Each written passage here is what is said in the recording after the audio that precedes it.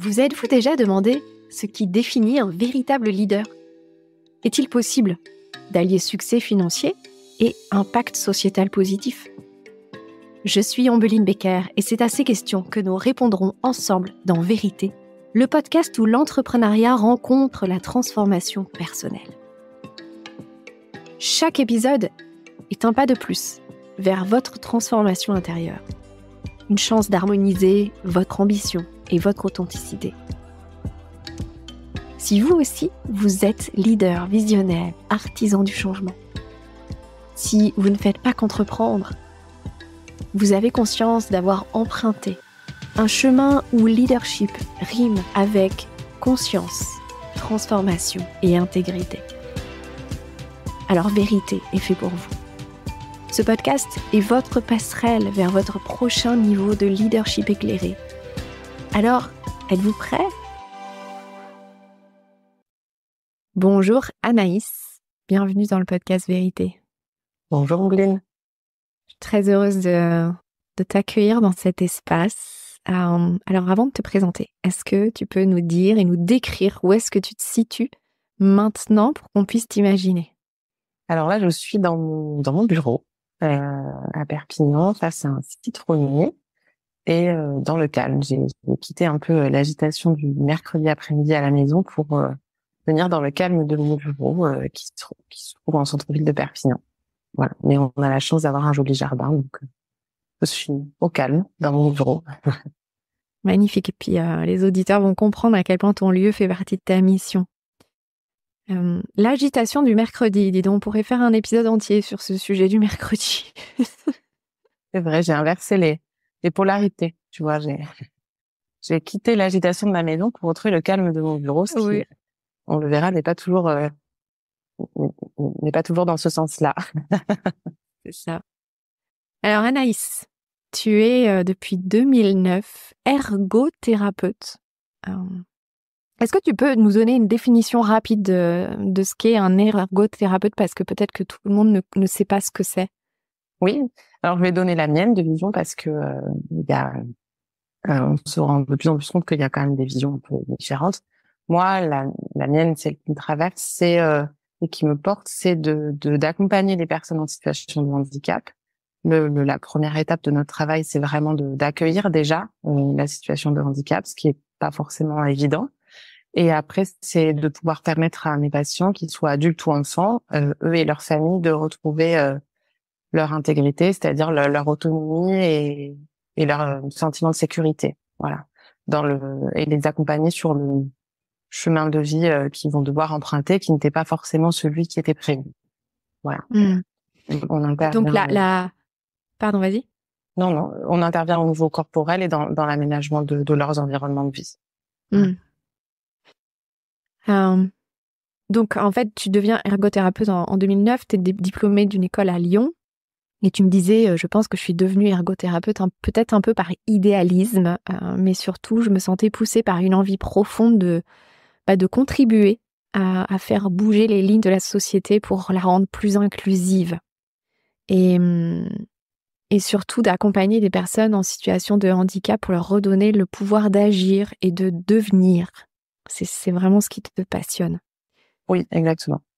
Donc, tu me disais que tu avais débuté ta pratique en centre de rééducation, de réadaptation, en accompagnant des adultes cérébro-lésés, traumatisés crâniens. Après, tu as intégré un service d'accompagnement à la vie sociale, spécialisé dans l'accompagnement des personnes paralysées au quotidien. Et tu as pu aussi te confronter au quotidien des adultes polyhandicapés en travaillant au sein d'une maison d'accueil spécialisée. Toutes ces expériences vraiment font que tu as à cœur de proposer aussi un lieu nouveau dans lequel tu nous parles aujourd'hui, ou depuis lequel tu nous parles, un lieu qui accueille les adultes, les enfants et leurs familles. Ce cabinet a ouvert les portes en 2015 à Perpignan et ça porte aussi ce message qui est cher à ton cœur, de contribuer à ce que l'intégrité des personnes en situation de handicap et des personnes vulnérables puissent être soutenues dans nos entreprises, dans nos lieux de vie et dans nos collectivités. Alors, ton message me touche beaucoup, d'autant plus que je l'ai vu évoluer de près, puisque j'ai le grand honneur de t'accompagner depuis un peu moins d'un an, je pense, et avec différents formats. Et je t'ai proposé de venir exprimer ton message dans le podcast, donc parce que bien évidemment, au-delà de l'importance de ta mission et de ce que tu veux apporter comme vision dans ton domaine d'expertise, je trouve aussi magnifique le chemin que tu as parcouru, le chemin de transformation que tu as parcouru. Et je me souviens de quand je t'ai connue, tu étais plus dans une posture de profession libérale. Et aujourd'hui, je vois vraiment la leader s'incarner en toi. Et donc, j'aimerais aussi que cette conversation puisse révéler à nos auditeurs ces étapes, en fait, de comment on passe d'une profession libérale ou d'un statut de micro-entrepreneur, ou plus d'une posture de micro-entrepreneur, à un autre type de leadership. On va parler de ça ensemble aujourd'hui. Est-ce que tu as des choses à ajouter par rapport à ton parcours? Est-ce que j'ai oublié des éléments? J'ai pas dit que tu étais maman de 2 garçons. Ah oui, c'est vrai. Ça fait partie Voilà. de pas. Ça fait partie du parcours du leadership, donc tu vas nous en parler. Voilà, ma chère, je te laisse la parole. Par quoi tu as envie de commencer? Eh ben non, je te remercie pour cette présentation qui est tout à fait complète. Merci beaucoup. Peut-être si on reprend toute ta question de départ, qui est par quel chemin je suis passée cette année. Mhm. Par quelles étapes, je dirais que la première, euh, alors avant de te rencontrer, j'avais fait un gros travail d'accompagnement déjà personnel, du coup qui m'avait vraiment permis de comprendre de comprendre mon histoire en fait. Voilà, donc un accompagnement en psychothérapie, mais ça ne me permettait pas d'être ou d'agir différemment dans le présent. Voilà. Mm. Enfin, peut-être pas suffisamment pour moi. Voilà, ou de l'incarner complètement. Peut-être plutôt c'était ça. Et donc je suis venue vers un accompagnement en coaching en individuel puis en collectif pour transformer. Voilà. Tu vois, j'aime bien l'image de l'arbre. Au départ, je pense que j'étais un peu genre j'avais un poids comme ça et puis du coup cet accompagnement me permet d'avoir des racines qui me permettent de me lever quoi. Voilà. Mm. Et je sens que voilà que au départ c'était vraiment par les racines, que la base elle est bien stable maintenant et que je peux élever un petit peu mes valeurs de départ qui m'ont amené vers un métier pour les transformer en vision. Et ça c'est hyper important et c'était la première étape. Voilà, un peu accepter, remercier, pardonner et laisser mes racines pour qu'elles me soulèvent un petit peu et m'entourer pour pouvoir avancer. Voilà. Et m'entourer dans un espace qui n'est pas forcément un espace familial, ni forcément professionnel au sens collègue de travail, enfin ou même sphère professionnelle. Mhm. J'avais vraiment envie d'être dans un espace où on croise des regards qui ne se croiseront pas forcément, voilà, pour toucher plus grand, voilà, et sortir de ma propre sphère de travail. Enfin, voilà, le milieu du soin est un milieu très organisé, très réglementé, voilà. Et j'avais besoin d'en sortir un petit peu pour me challenger et pour voir un peu plus grand. Donc, je dirais que Et après avoir... déjà, je voudrais aussi te reconnaître parce qu'il y a très très peu de libérales qui se reconnaissent comme entrepreneurs. C'est vrai. Donc déjà, tu avais cette perception-là. Et tu étais peut-être aussi en quête d'une expansion qui n'est pas forcément courante dans le milieu paramédical. Non. Oui, oui, je pense. Mais je le savais pas. Enfin, disons que ça m'a guidée comme, tu vois, comme un peu une conscience au départ. Où tu fais des choix. J'ai travaillé en institution, j'ai changé d'institution pour ensuite ouvrir un cabinet avec mon associé. tout ça, au départ, je me suis dit, enfin, j'ai avancé sans vraiment le comprendre. Et puis, arrivé dans ce lieu, je me suis dit, bon, ok, alors, bon, maintenant, on fait quoi? Voilà. Ben, qu'est-ce qu'on en fait? Voilà, c'était déjà un peu fou. Et puis, en fait, il est très bien, ce lieu, il est bien en place. Et qu'est-ce qu'on met dedans? Qu'est-ce qu'on en fait? Et puis, moi, qu'est-ce que je fais là-dedans? Donc, oui, c'est vrai que je pense que je le savais pas, ou en tout cas, j'avais pas des mots comme ça dessus. Voilà. Mais du coup, de les poser et de venir les penser aussi avec d'autres énergies qui sont pas celles que je côtoie tous les jours, moi, ça m'aide énormément. Voilà. Et parce que je pense que mon travail m'amène aussi à la frontière entre déjà tous les jours. Je veux dire, le handicap nous amène à la frontière de plein de choses. On n'est pas en situation de handicap que chez soi ou que au travail ou que en rééducation, ou bien voilà, on soit on avance, on se transforme partout tout le temps, soit c'est trop dur en fait aussi de d'avancer à un endroit et pas à un autre. Des fois, c'est pire que que de pas avancer du tout, quoi. Voilà. Donc je pense que j'ai déjà choisi un travail qui me mettait au centre de beaucoup de domaines, le domaine du soin, du médico-social, de la vie ensemble, de la collectivité. Voilà, c'est déjà l'articulation de tout ça. Enfin, moi, j'ai ça vraiment moi dans ma vision du handicap, et c'est ce que j'ai reçu des enseignements de l'école aussi. Je crois profondément à ce à l'importance de garder ça en tête, quoi. Que le handicap, ça fait partie d'une personne, et donc moi, ça m'a mise sur un chemin aussi de croiser des regards, voilà, et du Oui, collectif. et puis moi, j'ai vraiment découvert le métier d'ergothérapeute aussi avec toi. Et c'est vraiment un métier qui est au cœur de plein d'autres métiers. Oui, Tu vois, enfin, il y a quand tu accompagnes les enfants, bah, tu es en lien avec l'école, ou tu es en lien avec l'employeur. Pour les adultes, il y a évidemment l'adaptation du lieu de vie. Il y a aussi l'aspect juridique. Il y a les assurances. Enfin, il y a plein de choses. Il y a évidemment le social, mais je trouve qu'il faut aussi que dans ta posture, tu sois en mesure de créer ce lien aussi bien avec ton patient qu'avec plein d'autres experts qui gravitent autour de cette personne.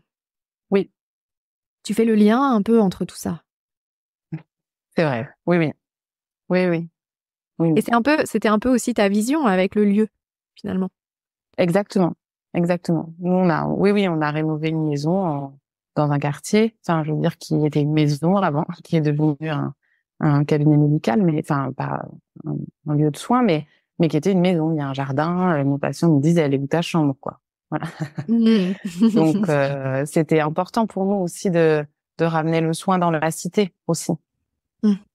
Voilà, c'était vraiment quelque chose de très important pour nous aussi quand on a pensé ce lieu. Et puis il y a le Donc, symbole de la maison.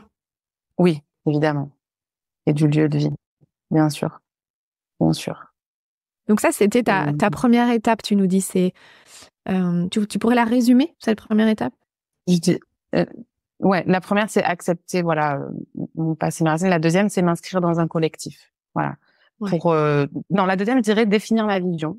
Tu vois, vraiment assumer cette nouvelle posture quand même. Le première étape je mets des mots sur ce que je suis en train de transformer quand même si je le fais inconsciemment, j'ai quand même besoin d'un temps, tu vois, où je l'ai posé, même si ça avait pas la même intensité, pas la même vibration que ce que ça a aujourd'hui, que je l'ai diffusé dans du collectif et que je l'ai travaillé encore un peu plus en profondeur. Mais il y a quand même une première étape de définition de pourquoi mon entreprise, pourquoi ce chemin entrepreneurial, pourquoi j'en suis venue là, voilà. Mettre vraiment les bons mots dessus, ça a été une première étape, une seconde étape importante. Et après cette étape, le fil rouge de ton parcours et trouver ton pourquoi, en fait. Exactement. Trouver mon pourquoi, ma vision, oui, exactement. Ça, c'est vraiment la deuxième étape qui a été je crois que moi, je dirais que c'était, tu vois, au mois août-septembre de l'année dernière, où elle s'est vraiment réinstallée un peu plus, voilà. Alors, la première fois, j'ai la vidéo. Ah ouais? La première fois que tu l'as exprimée, c'était dans un programme de groupe. Je crois que c'était en juin. Ah oui, c'est vrai. C'est Ouais, vrai. en juin Exactement. 2023. Ben, tu vois, je pense que je l'ai exprimé, puis le temps que ça monte un peu au premier niveau, tu vois, que je la soumets, ouais, que je la redigère, qu'on la redéfinisse, on la calibre bien, qu'on l'affine un petit peu ensemble.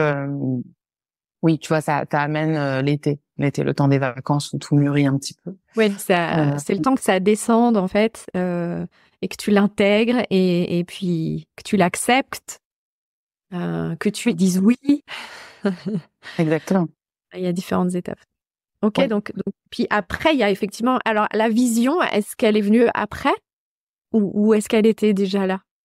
Je pense qu'au fond de moi, j'ai toujours eu cette vision parce qu'elle a porté mes accompagnements, ma façon de travailler, d'accompagner, de faire ce lien que tous les ergots ne se sont pas forcément appelés à faire.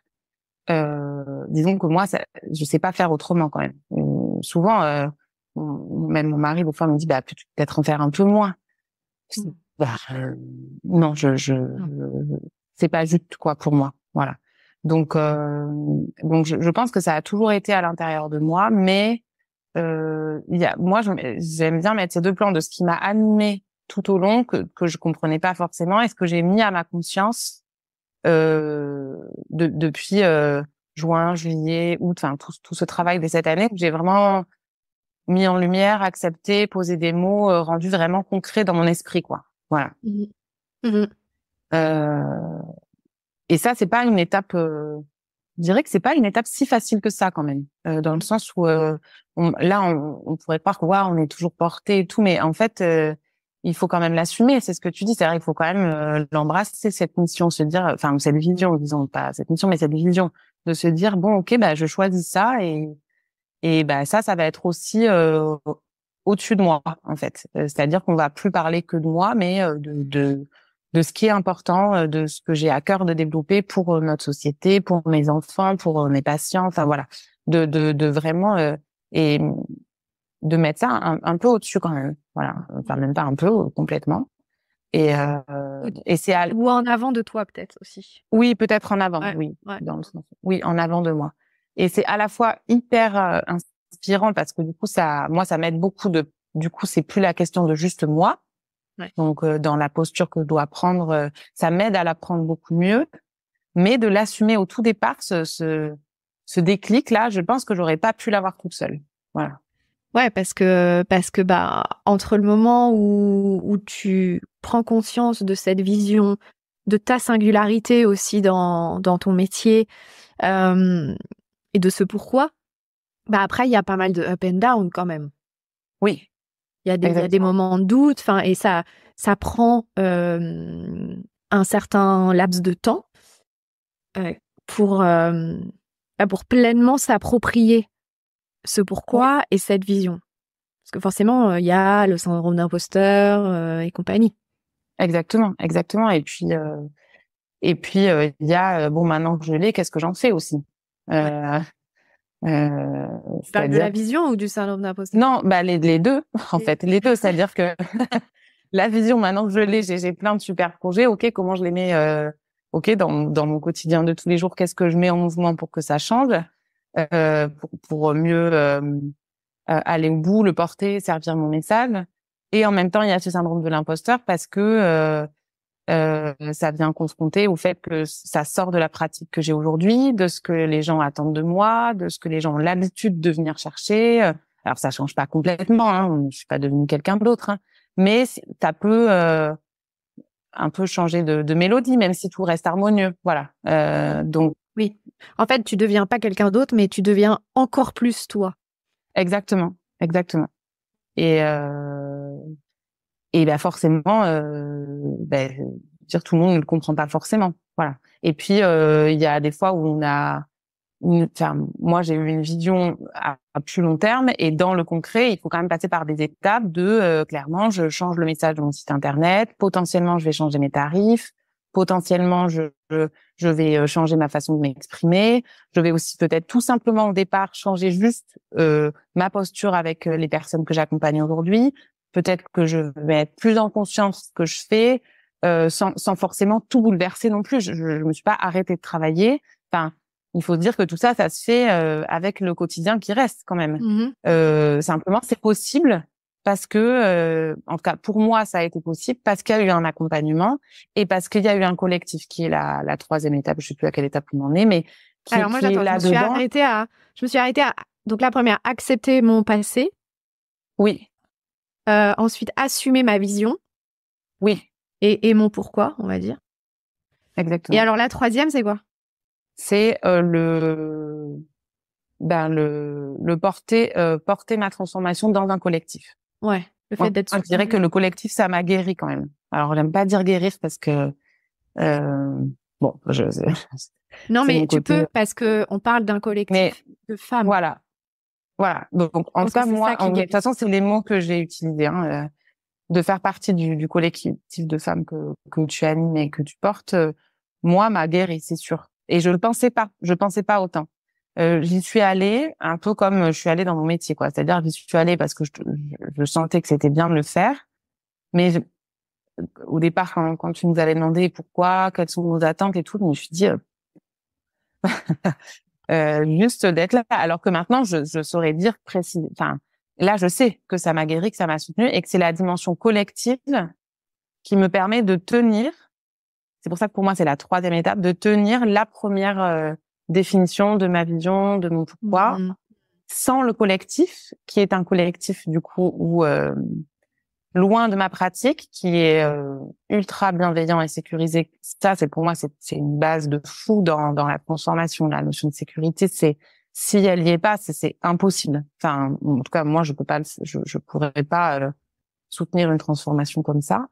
Et, et donc de se dire, en fait, je vais prendre du temps pour moi, pour un collectif qui n'est pas mes amis, mes enfants, les patients que j'accompagne. Donc un peu, c'est normalement, je fais pas ça, quoi. Enfin, je veux dire, normalement, quand j'ai du temps, des enfants, je vois mes copines, je vois ma famille, voilà. Euh, et en fait, de prendre ce temps dans le collectif, de le vivre en présentiel, surtout en présentiel quand même. Pour moi, c'est vraiment source de guérison et de soutien de la transformation. Pour l'amener encore un peu plus haut, parce que c'est une première expérimentation. Donc, moi, je l'ai vécu comme ça, de partage de mon pourquoi et de ma vision. Et du coup, comme il est fait en sécurité, on peut avoir un feedback où c'est pas le monde des bisounours non plus, où tout est beau, où toutes les visions sont jolies, etc. Pas ça du tout, hein, mais un premier feedback de qu'est-ce que ça renvoie, est-ce que ça sonne juste, est-ce que vous avez l'impression, enfin, est-ce que je me trompe pas, est-ce que vous aussi c'est aligné pour vous, pour moi, enfin. Et ça, c'est hyper important. Pour moi, c'est très, très puissant de pouvoir le faire parce que une fois que ça c'est calé, et ben moi, du coup, j'ai pu ensuite mettre en place des actions plus concrètes sur le site, sur les tarifs. Disons que je les bouge plus, quoi. Voilà, je me dis bon bah je tiens ça parce que ben c'est pas forcément ce que je faisais, donc je change pas tout, mais il y a une partie que j'ai changé dans mes accompagnements, que je vais changer encore plus, et je pense que le fait d'être soutenue me permet de ne pas revenir en arrière, Pourquoi? donc de pas tomber dans. Qu'est-ce qui fait que... Enfin, j'aimerais que tu nous expliques avec tes mots cette notion, tu vois, de tenir l'énergie, cette notion de sécurité. Je l'ai abordé dans la série Permission de réussir.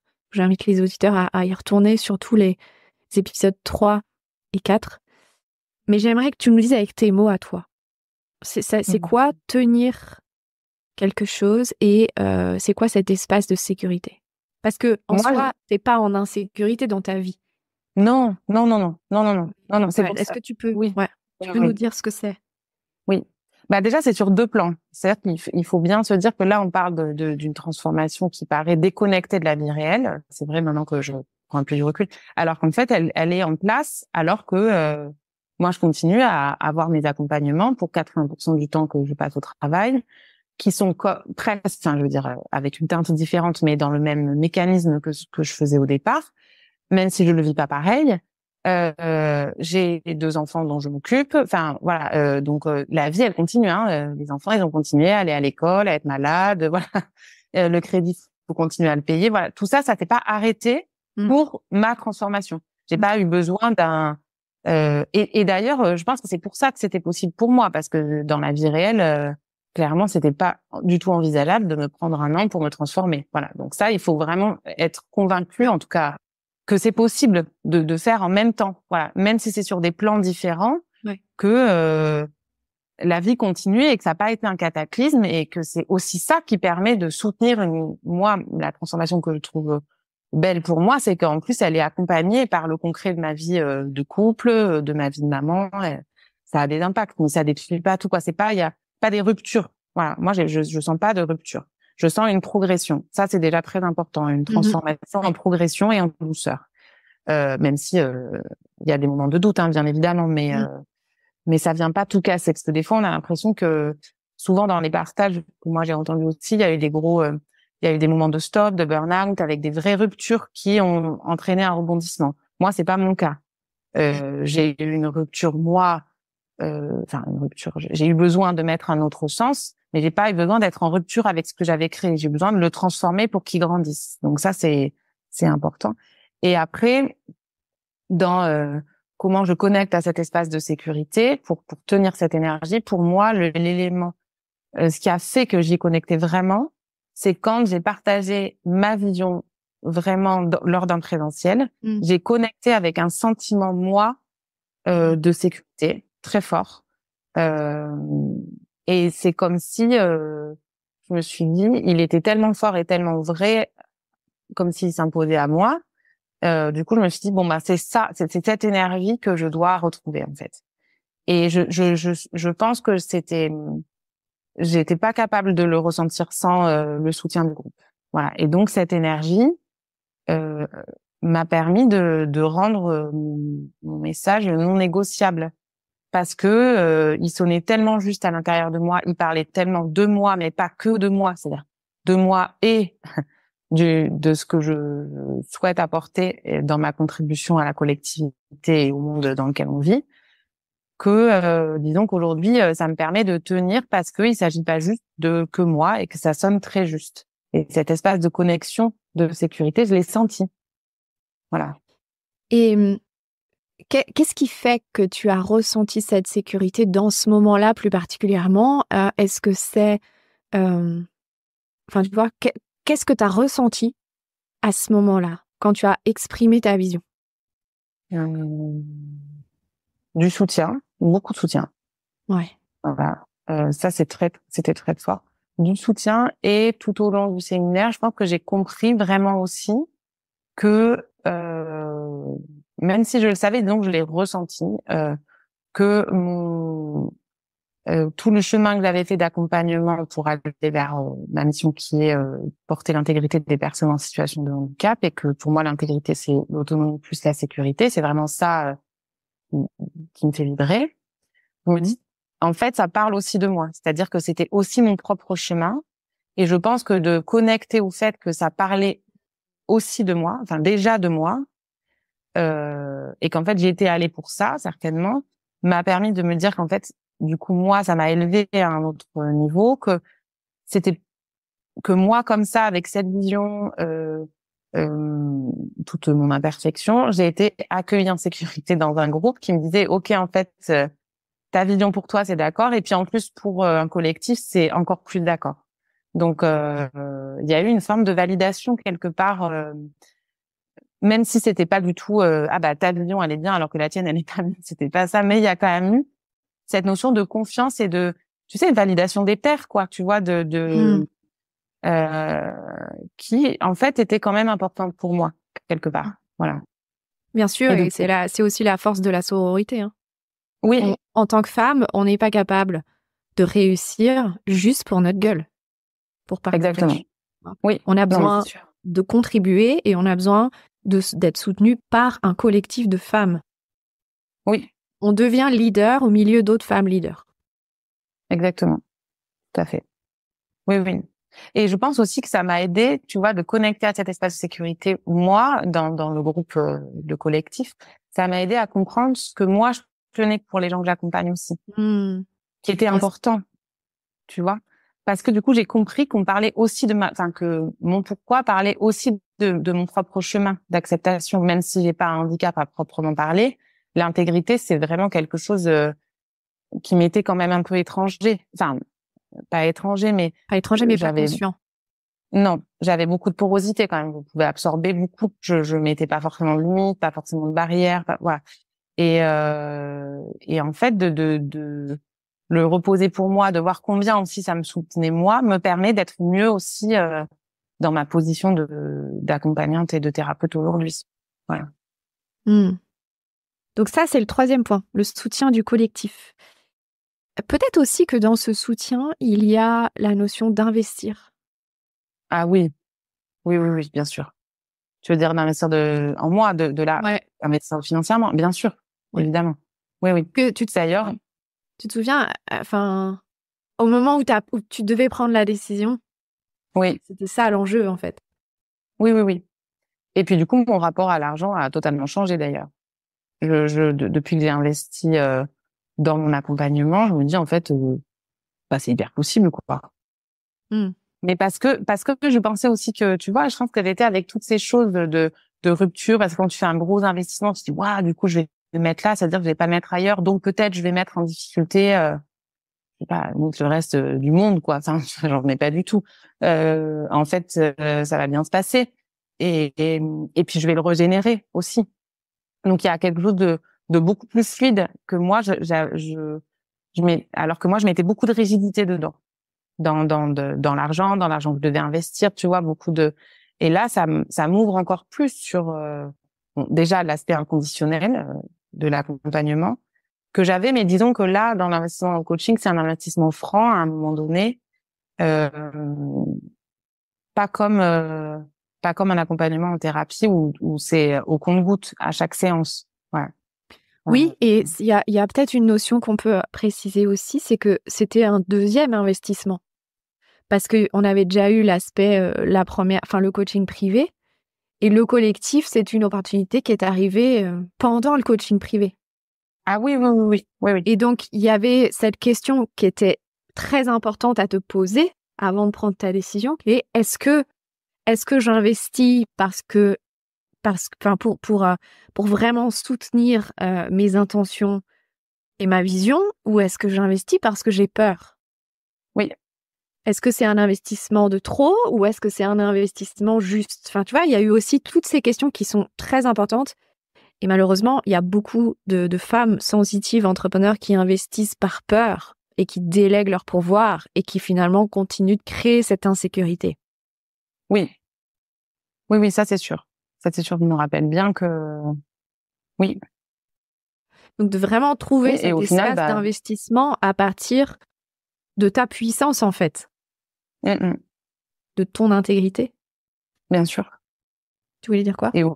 Non, et je disais en plus au final, l'investissement aujourd'hui, c'est plus du tout enfin si ça a pu être une inquiétude avant, au final maintenant pas du tout quoi. Voilà. Voire même du coup je me dis tiens, je peux faire telle ou telle formation, tu vois, ça a aussi changé mon rapport à l'argent, à la fluidité de l'argent, tu vois, parce qu'au et même dans ma façon d'accompagner, je me dis peut-être que ça peut prendre plus de temps de choisir de le faire parce que il faut être sûr de pouvoir dépasser sa peur en fait, si on a peur que je sois un frein mais pour y aller pour les bonnes raisons. Et du coup la transformation elle est là aussi, alors que peut-être que si c'est trop simple, je dis pas qu'il faut que tous les accompagnements soient à 300 000 euros, c'est pas la question, hein.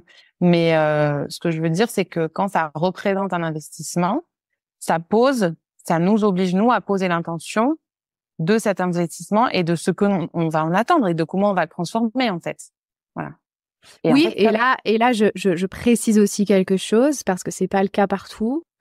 C'est qu'est-ce que je veux, comment j'exploite cet investissement et pas de se dire plus j'investis cher, plus je vais être sauvée ou plus on va m'amener des solutions miracles. Parce que j'en rencontre des femmes qui ont investi de cette façon-là en disant si j'ai investi beaucoup, ça veut dire en gros que ce coach ou ce mentor, tu vois, va entre guillemets va me sauver. Non, bien sûr. Non, là, c'est pas du tout le cas et c'est important de le préciser. C'est vraiment une posture d'investissement à partir de ton intégrité. Oui, en fait, ça correspond à ce que j'ai pu faire au compte-gouttes, mais en une fois. Voilà, en fait, c'est vraiment des montants qui se comparent tout à fait. Il y en a pas un qui vaut 8 fois plus que l'autre, pas du tout. Simplement, le fait d'engager aussi en une fois fait que on prend conscience de l'énergie qu'on va déposer et de ce qu'on va vouloir transformer. Enfin, voilà. Mais c'est pas moi, si ça avait été 4 ou 5 fois plus, je l'aurais pas fait parce que pour le coup ça m'aurait vraiment mis en insécurité. Bien Et sûr. que là et j'aurais perdu mon pouvoir complètement, parce que je me serais dit il faut que je sois sauvée vu Bien tout ce que sûr. j'ai investi. Voilà, donc évidemment. Et c'est ça que permet la transformation, je trouve, en individuel puis en collectif, c'est cette notion que aussi quand on fait partie d'un collectif, on reprend notre unicité aussi. On est plusieurs personnes. Donc, on rejoue notre pouvoir de prendre notre place dans ce collectif. Et évidemment, pour moi, c'était plus facile parce que le collectif il est sécurisé, donc forcément, mais forcément c'est porteur. Mais je pense que c'est vraiment important d'avoir ça en tête parce que des fois, on pense que moi, en tout cas, je pensais que ce serait plus transformateur le un pour un. Et moi, ça m'amène même à me questionner sur la façon dont je pratique, Mhm. parce que je pense que le collectif est sous-utilisé. Voilà. Mm. Mm. Bah oui. Et puis il y a le côté en ligne présentiel aussi, sur lequel tu te questionnes aussi. Mais Et je pense qu'aujourd'hui, tu vois, c'est un accompagnement un peu multidimensionnel qui est nécessaire. C'est-à-dire aussi bien du one-one que du groupe, que du présentiel et du digital. Il y a vraiment, c'est quelque chose de complet. oui, exactement. C'est ma conclusion aussi que. Mais c'est sûr que sans présentiel, il y a nous sur ce moment de séminaire partagé était il y a une énergie et tu l'as dit, je sais. Enfin, il y a une rapidité dans la transformation et dans ce que ça peut amener, une intensité et une rapidité qui contribuent à la sécurité et à après pouvoir le prendre pour le ramener dans notre quotidien. Voilà. Ouais. Parce que c'est important. C'est aussi à ça que sert un accompagnement et un présentiel. C'est pas que à se voir sur 3 jours. C'est sympa, mais il faut pouvoir en ramener et être porté par ça dans notre quotidien aussi pour pouvoir traverser les moments de doute, pouvoir tenir même si on ne sait pas trop pourquoi, pour pouvoir ne pas tout envoyer balader Parce que parce que comme des fois, ça arrive. oui, exactement. Ouais. Exactement. J'aimerais revenir sur cette notion d'insécurité parce que euh, je pense que c'est vraiment clé. D'ailleurs, c'est peut-être une des étapes. C'est peut-être une des étapes. Je sais pas dans quel ordre elle arriverait, mais cette prise de conscience d'être en sécurité et donc de changer l'espace à partir duquel tu agis avec tes clients ou avec tes patients. De Oui, changer exact. l'espace à partir duquel tu prends tes décisions. Et donc pendant un certain temps, et ça, là on parle de toi parce que c'est toi qui es au micro, mais je le retrouve dans tous mes accompagnements et même dans le collectif, cette notion d'insécurité est extrêmement présente. Et donc, est-ce que tu te souviens de ce moment où tu as switché, même si ça arrive encore évidemment des moments où on se remet dans l'insécurité, dans le doute, etc. Enfin, on n'est pas là pour dire qu'après, une fois qu'on a passé ça, tout va bien et que tout va bien dans le meilleur des mondes. Mais est-ce que tu te souviens de ces étapes où tu étais dans l'insécurité, où tu agissais dans l'insécurité, ou à partir de l'insécurité, ou par peur de l'insécurité, et ce qui a changé? Moi, je pense que l'étape vraiment, et tu vois, finalement, je l'ai noté en 4e, tu vois. Ah ben c'est ça, alors oui, c'est la 4e Ouais. étape. Je me demandais ce que c'était, puis je viens de l'avoir en. Je disais que la dernière étape, c'est que du coup, une fois qu'on a connecté à la sécurité, moi, ça me permet de créer à partir de cet espace de sécurité. Ouais. Et donc, c'est beaucoup plus inspirant pour moi. Et je dirais que j'ai connecté au moment du séminaire, vraiment à la sécurité, vraiment euh, pas trop discutable, voilà, qui m'a, parce que dans la vision, dans l'accompagnement, il y a ce qui est présent. Donc, on veut toujours que ça soit là maintenant. Ok, qu'est-ce que je fais maintenant? Puis, en fait, il faut aussi que ça nous porte un peu, pas juste que maintenant, parce qu'il y a les choses maintenant, là, tout de suite, dans les 15 prochains jours, ça va pas forcément changer. Voilà. Donc, parce qu'on sème des graines, et donc justement, quand on est porté par la sécurité et par la vision, ben, ça fait que les graines, on les arrose et que du coup, elles vont pousser et qu'on n'en voit pas tout balader. Et je dirais que j'ai eu la sensation que tout s'articulait et se reconnectait, peut-être alors au séminaire, puis c'est le 15 jours après, tu vois, le temps que ça redescende, on rentre de vacances, etc. Je dirais que là, je me suis dit waouh, en fait, ça y est, j'ai compris, je sais par quelle étape je veux aller, j'ai prévu de faire une autre formation. Et donc cette autre formation m'amène encore moi à me positionner peut-être à un autre moment encore autrement et On peut peut-être le dire d'ailleurs, quelle formation oui. t'as. Je veux Un faire petit clin d'œil. Vas-y. à Maëlys, la Maëlys. formation Home de l'atelier Home. Ma formation est prévue, enfin mon inscription est prévue pour début juillet. Voilà. Donc ça, en fait, et puis c'est important aussi parce que je trouve que tu incarnes très bien cette notion de OK, j'ai ma vision. Je ne me laisse pas influencer par les up and down, par les moments de doute, etc.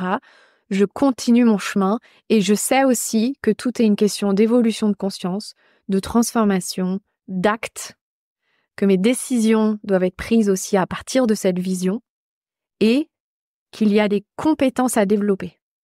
Oui. Et donc, effectivement, c'est un peu pour ça que tu as choisi d'investir aussi dans l'école Home. C'est pour acquérir de nouvelles compétences qui vont te permettre de réaliser, de servir ta vision. Exactement. Oui.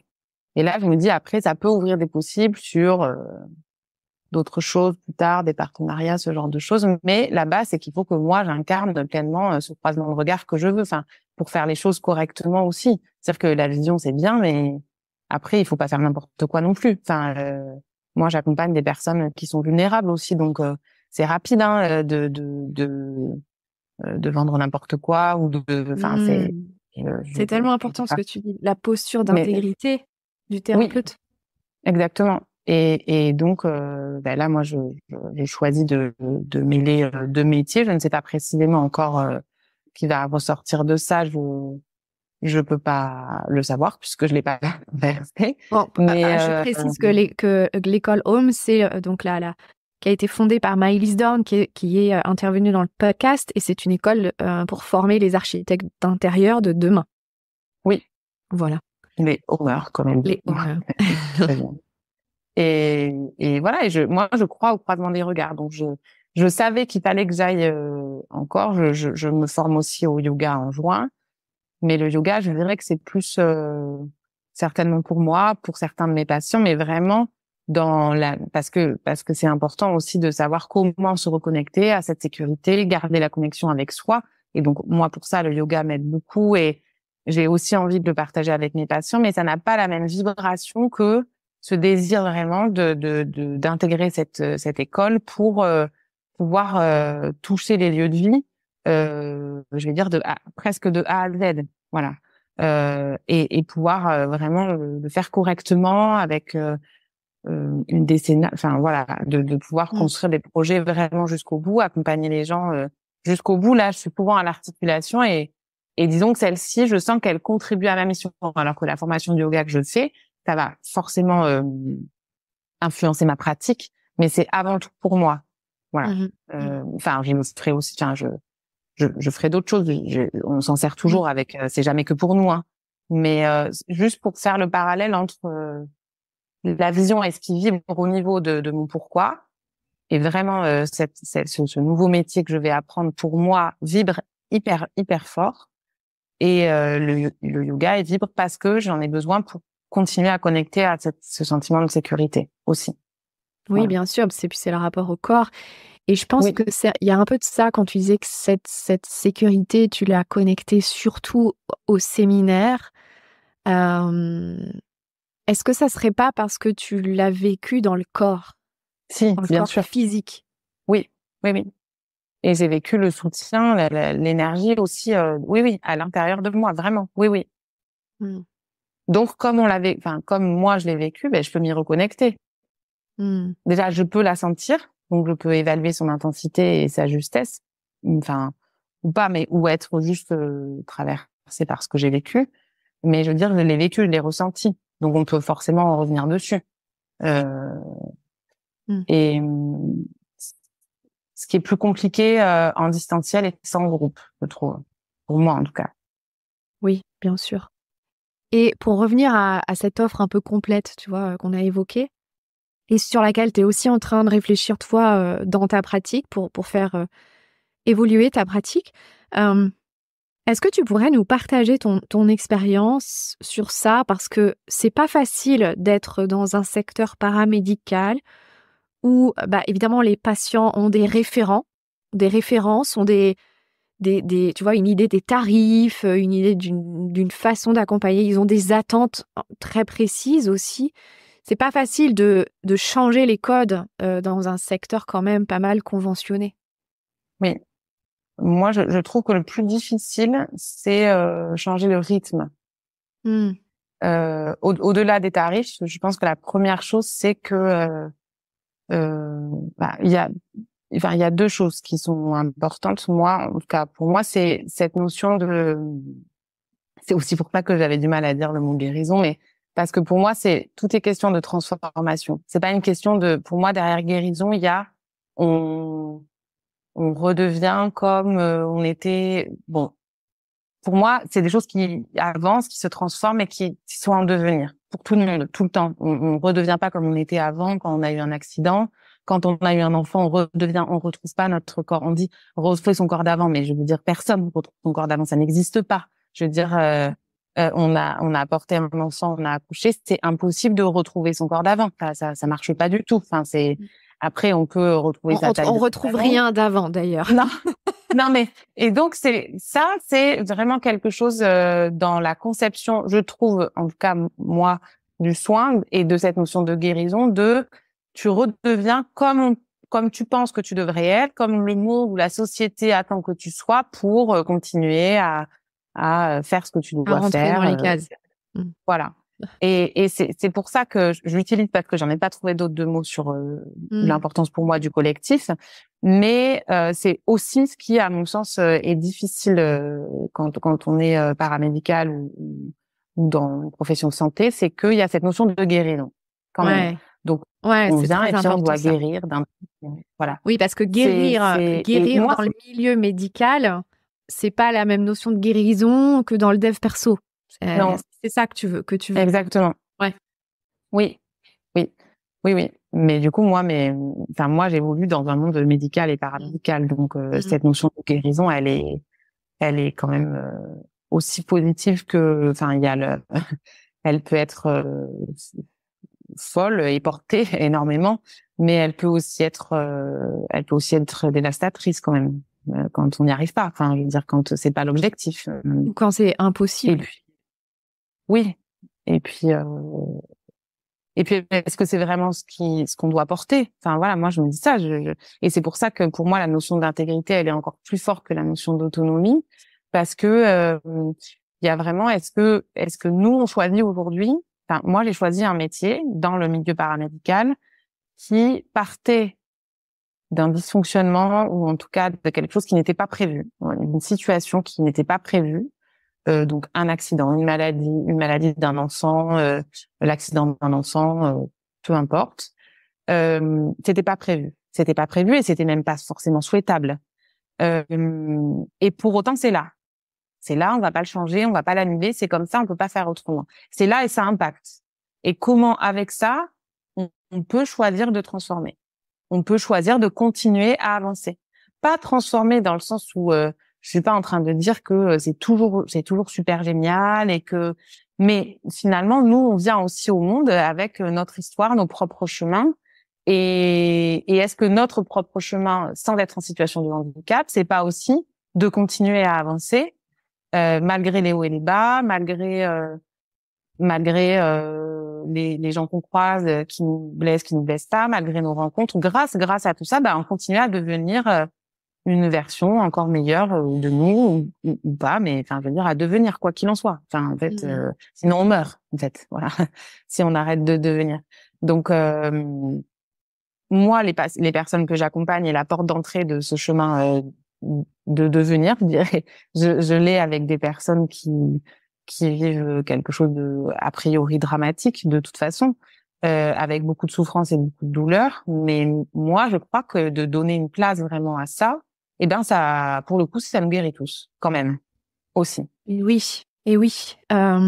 Et peut-être, tu vois, peut-être que c'est ça la clé pour que ce soit un changement sociétal. Tu parlais, enfin, je sais que dans ton message, il y a cette notion de société inclusive, mais le problème dans notre société, c'est ce déni. Et c'est que sur ces personnes qui sont en situation de handicap et de vulnérabilité, on voudrait une société inclusive, mais comme si de rien n'était. Exactement. Voilà. C'est ce qui fonctionne pas, ni dans les entreprises, ni dans les collectivités, ni pour les enfants, ni pour les adultes, enfin, ni dans les lieux de vie, finalement. On peut pas faire comme si de rien n'était. On peut pas faire comme si un jour ça allait redevenir comme avant. Il y a vraiment ce chemin de conscience, d'acceptation, de reconnaissance. Oui. On ne peut pas, et puis de toute façon, c'est pas la vie. Enfin, en fait, euh,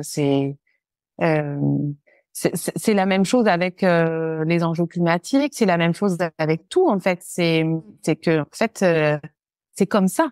Enfin, je veux dire, là, moi, je vis dans une région où il y a beaucoup moins d'eau. Bon, ben, je veux dire, c'est comme ça. On peut choisir de faire comme si ça n'existait pas. Parce on peut pas vraiment, mais on peut imaginer qu'il y en a qui le font parce qu'on se fait livrer de l'eau d'ailleurs, etc., machin. On peut imaginer plein de choses. Le fait est qu'il y a moins d'eau. Donc, on peut aussi choisir de se dire que le fait qu'il y ait moins d'eau nous responsabilise chacun sur nos façons de faire, nous responsabilise chacun sur la possibilité de créer autrement une autre maison. Mais je veux dire, c'est quelque part une situation de handicap que nous, on vit au travers de notre région qui a moins d'eau.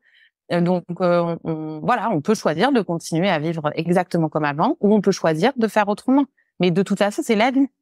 C'est les contraintes, en fait, les limites, exactement. les contraintes, il y en a partout. Ouais.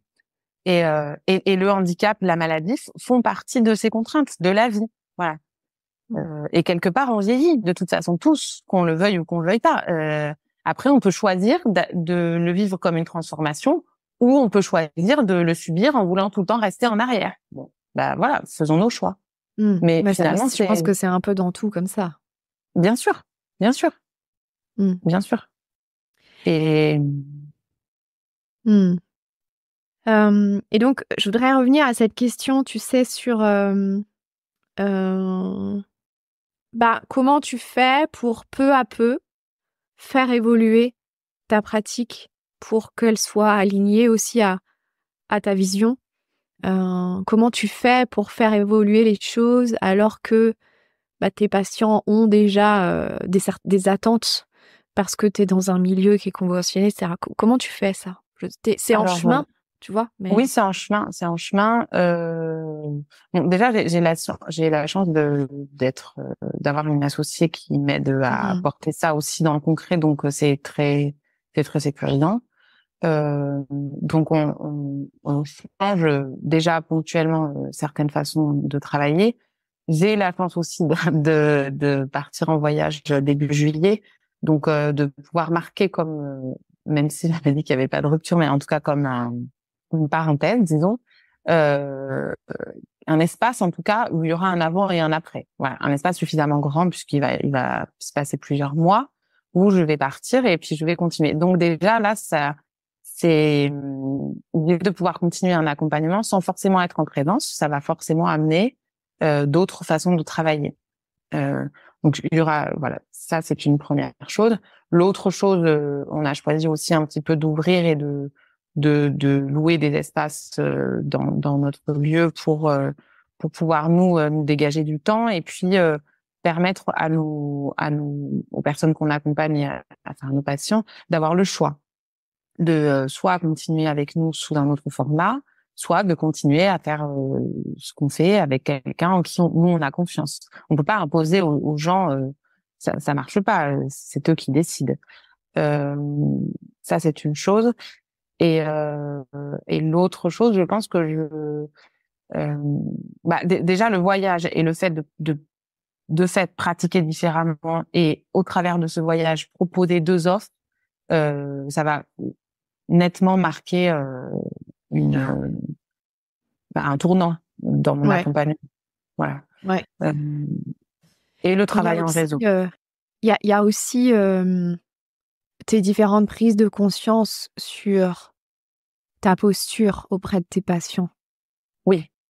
Qui a évolué. Oui, Tu veux par parler rapport de à ça? par rapport à ça, je pense qu'avant, j'avais besoin de faire beaucoup pour justifier le paiement. Bon, déjà, non, il y a une chose très La importante. redevabilité. Exactement. Déjà, parce que moi, je suis sous prescription médicale, mais je ne suis pas remboursée par la sécurité sociale. Donc, je dois quand même me faire payer. Ouais. Donc, quand même, quand j'ai commencé l'accompagnement, j'avais autorisé énormément de dettes que j'ai rectifiées presque en totalité. J'avais à cœur de le faire toute seule. J'aurais pu déléguer cette tâche. J'y ai réfléchi, mais pour moi, c'était ultra important d'aller au bout de ça. Même si ça me coûtait un petit peu, c'était important pour moi de... Quand tu dis que tu avais beaucoup de dettes, tu peux préciser pour les auditeurs? J'avais des impayés jusqu'à... Les impayés, oui, c'est ça. C'est-à-dire que Oui, c'est genre milliers c'était tes d'euros qui étaient impayés. patients, ouais, c'était tes patients qui payaient Oui, pas. oui. Parce que j'avais un retard de facturation, parce que... Pas forcément parce que les gens voulaient pas payer, parce que moi aussi, j'envoyais pas les factures. Enfin, c'est un tout, quoi. C'est pour ça que je dis, j'avais laissé s'installer. Puis il y a une espèce de culpabilité aussi, d'autant plus avec des personnes en situation de handicap, j'imagine. Oui. Et cette notion de, tiens, quand c'est trop facile, par exemple, oui, alors ça, c'est important.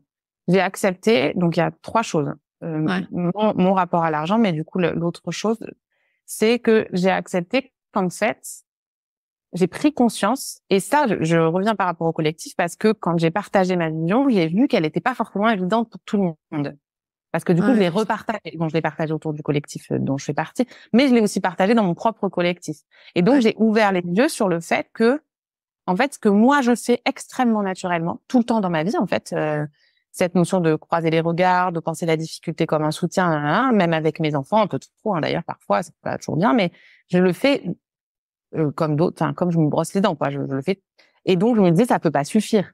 Ça peut pas suffire que juste ça soit rémunéré. Donc, je me sentais obligée de faire d'autres choses en plus. Pour combler, quoi. Pour justifier. Ouais. Voilà. Et même que ça me coûte un peu, en fait, pour pouvoir, voilà. Et oui, parce que ça, c'est le paradigme de mérite. Oui. Ouais. Alors que ta zone de génie, c'est justement ce qui est naturel. Même si après, on peut toujours monter en compétence, même dans notre zone de génie, comme là, tu vas te former chez Home. Mais c'est quelque chose, t'as l'impression que tout le monde fait ça. Exactement. Je me dis, non, mais ça va, enfin, ça, on lui avait déjà dit. C'est pas possible que, ou, de toute façon, cet espace, elle peut l'avoir ailleurs. Enfin, je veux dire, dans un autre accompagnement. Et en fait, pas du tout. En fait, je me suis rendu compte que pas forcément. Et cette notion de handicap, je me dis, en fait, moi, je tiens l'espace pour qu'il soit pensé à un moment donné. Et ça n'est pas rien. C'est en fait le point de départ, quand même. Cette notion d'espace pour tenir une sécurité, pour pouvoir déposer quelque chose qui est compliqué et le transformer. La première étape, c'est quand même de le déposer en sécurité. Sinon, ça ne peut pas se transformer. Et comme moi, ça ne me coûte pas d'entendre ou de recevoir ça, et là, je me dis que ça peut pas suffire. Voilà. Donc ça, c'est important. J'ai pris conscience de ça quand même, de façon sans prétention. Je pense pas que je le fais mieux que quelqu'un d'autre, pas du tout. C'est vraiment, je me dis qu'en fait, j'ai appris à le faire et que je le fais correctement parce que j'ai appris, parce que je me suis documentée, parce que j'ai travaillé sur moi, parce que moi aussi, je peux me déposer dans un autre espace pour toutes ces raisons-là. Et puis parce que c'était mon rôle aussi, certainement.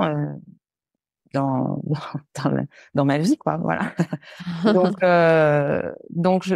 ça déjà, je me suis dit, bon, bah, maintenant que je dis ça, bon, bah, du coup, faut que je me fasse payer. Enfin, Donc ma posture a changé dans le sens où, en fait, si, ça suffit. Donc, vous me devez tant. Voilà. Sans même parler de plus, juste ce que j'avais déjà dit. Voilà. Et, et, et, et donc ça, c'était une étape importante qui est arrivée. Et ça, c'est hyper important parce que je dis souvent, en fait, que la culpabilité, c'est une toute-puissance cachée.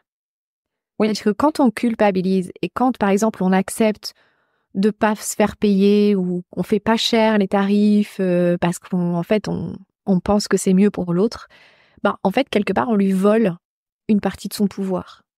Exactement. Donc, c'est d'autant plus important que tu aies eu ce discernement parce que tu as en face de toi des personnes en vulnérables, déjà à la base, qui ont déjà perdu une partie de leur pouvoir. Donc, toi, ton métier, c'est de leur permettre de récupérer ça. Et donc, je pense que ta posture est d'autant plus importante. Évidemment, c'est pour ça que je disais, j'ai laissé s'installer des dettes. Ouais. De façon, peu importe, ça, je veux dire, mais je prends ma part de responsabilité dans ce que j'ai laissé s'installer. Oui, et puis t'avais pas conscience. Enfin, non, mais bon, des fois, c'est quand même une fois que t'en as conscience, c'est quand même important de le poser pour dire, là, j'ai laissé s'installer trop de dettes. Je suis désolée. Maintenant, on va faire autrement. C'est mieux pour tout le monde. Et en fait, ça n'a pas eu de rupture, hein. Ça a juste permis à chacun de reprendre sa place. Et il y a des gens qui continuent encore à me régler et qui continuent à avancer quand même. Il n'y a pas eu de rupture avec moi. On est quand même en lien, même si je les accompagne pas en présence aujourd'hui parce que le temps que tout ça s'équilibre, je vois que ça leur a quand même permis que en fait cette dette que j'avais laissée s'installer, ça les emprisonnait eux aussi, en fait. Bien sûr. Voilà. Et ça, c'est très important quand même. Voilà, dans les choses qui ont bougé dans le concret et que j'ai déjà changé. Ouais. Même si tout n'a pas changé, c'est déjà une base qui permet du coup de continuer à se transformer. Si cette base-là n'est pas changée, j'ai beau réfléchir à tous mes tarifs, rien ne changera. Bien sûr. Puis il y a autre chose qui a changé aussi, c'est de dire, tu vois, à tes patients ou de dire, vous n'avez pas forcément besoin que je vous accompagne de la façon dont vous avez l'habitude qu'un ergo vous accompagne. On peut faire les choses différemment.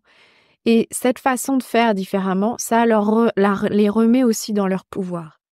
Sauf que j'imagine qu'il y a des patients qui n'ont pas très envie d'être remis dans leur pouvoir et leur responsabilité. Non, exactement. Ça fait partie.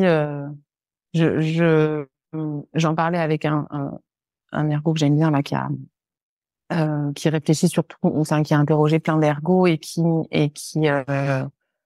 il a du coup eu plein de visions de notre travail. C'est très très intéressant et on parlait ensemble et il me disait c'est vrai que de changer de posture, il faut aussi accepter ou en tout cas prendre le risque de pas toujours être reçu comme on l'attendrait puisque on fait un pas de côté. Donc oui, je dirais que avec les patients que j'accompagnais déjà, la transformation pour le moment, elle s'installe. Je dirais que c'est plus sur les nouveaux parce que les gens que j'accompagne déjà depuis un moment, de toute façon, le chemin il est en place, donc que je change. Enfin, eux ce qu'ils veulent, c'est qu'on continue à avancer. Voilà. Ça leur va bien que je me transforme pour continuer à les aider, mais il n'y a pas besoin de comparer. On a déjà une relation de confiance.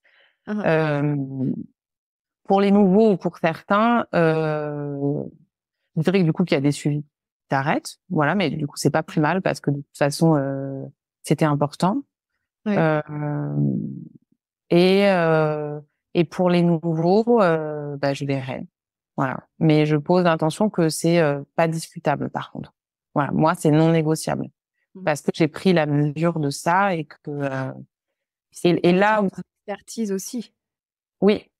Et du coup, je me dis plus que dans un avenir plus loin, je préférerais avoir un système de dispensaire pour vraiment pouvoir parce que ce qui pose problème, c'est la partie financière.